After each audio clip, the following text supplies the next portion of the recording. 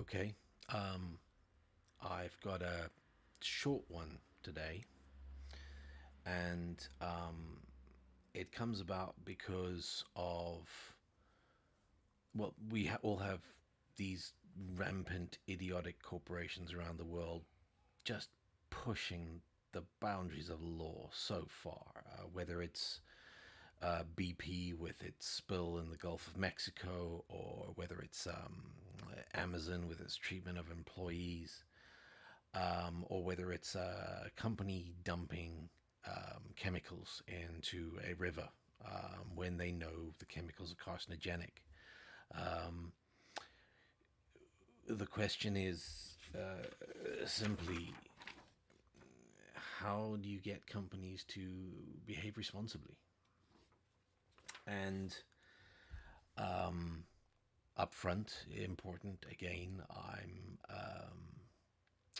I'm not an expert offering expert advice. I'm a person who has some ideas and so is talking to one of these things and putting it out there, and that's as far as it goes. But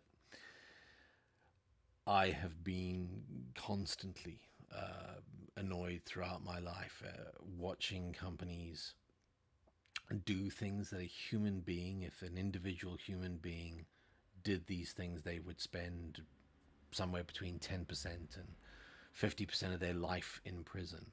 Um, and a company gets a fine, and there's no incentive whatsoever for a company to stop committing crimes if its existence is never going to be in threat. Okay, it's never going to be under threat. So that's actually what it comes down to. If you have an ordinary pack animal human being, all right, we've got motivations where we have a conscience, we have empathy, and we want to look after people. And if we commit a crime, then we have to pay for that crime. And in fact, a huge amount of criminals are caught because they confess, um, simply because they are not psychopaths and because what they want is absolution. When you have a psychopath in the same situation, the psychopath doesn't have any empathy, and a corporation is a psychopath. Um, when you're in that situation, um, the the entity is not going to learn from their feelings or their emotion. They can only learn about consequences for their actions.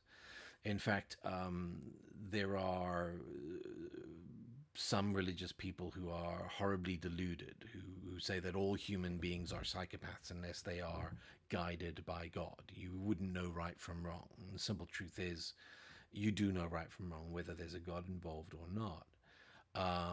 And you don't if you're a psychopath, because moral right or wrong comes from your empathy and not wanting to hurt people.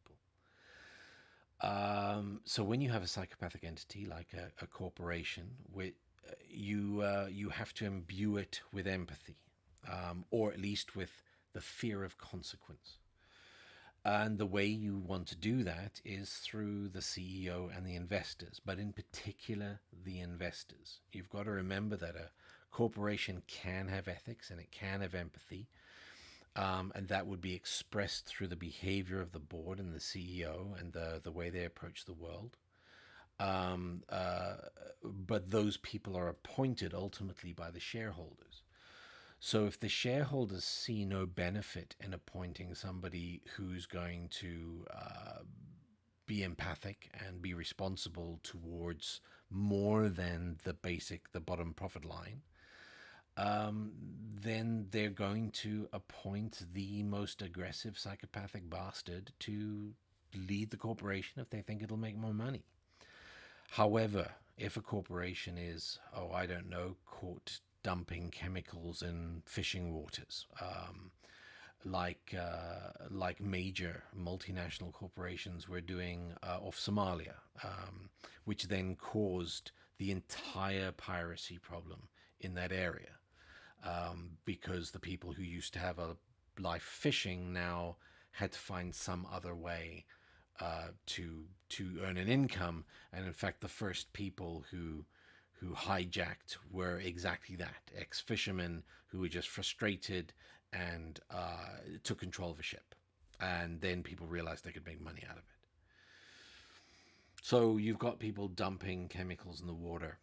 Was there any consequence for any of the companies that caused the entire piracy problem in that area? And the answer is no.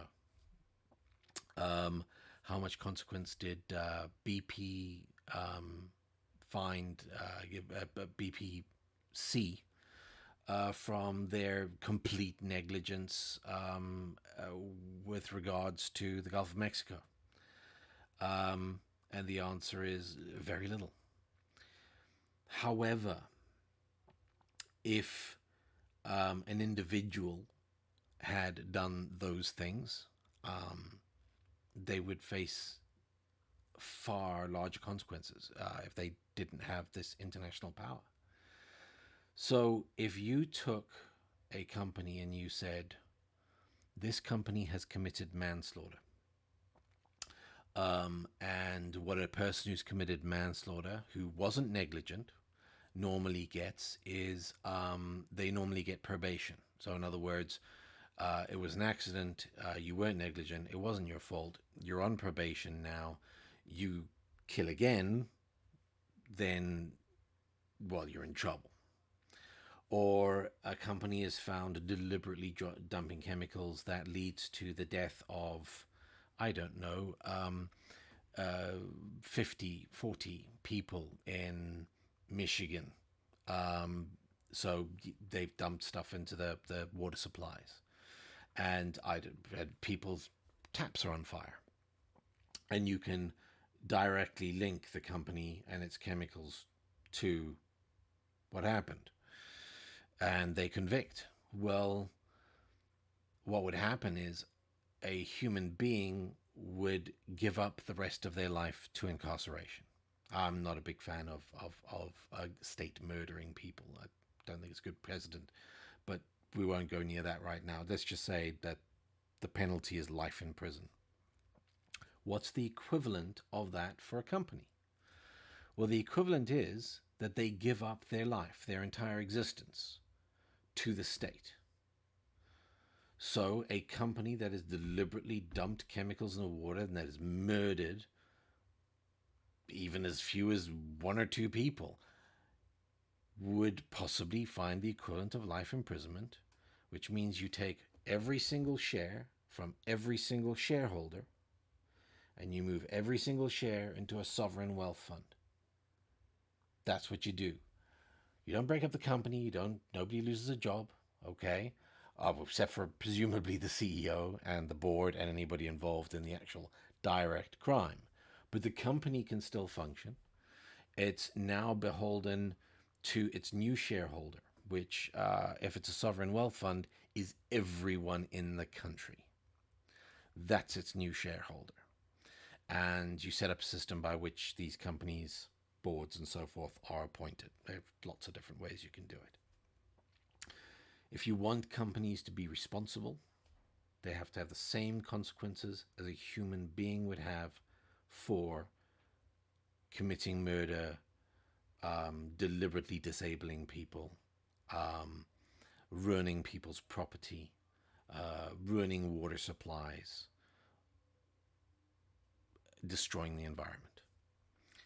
And if you don't do that, then companies will never be responsible. That's today's quick bit.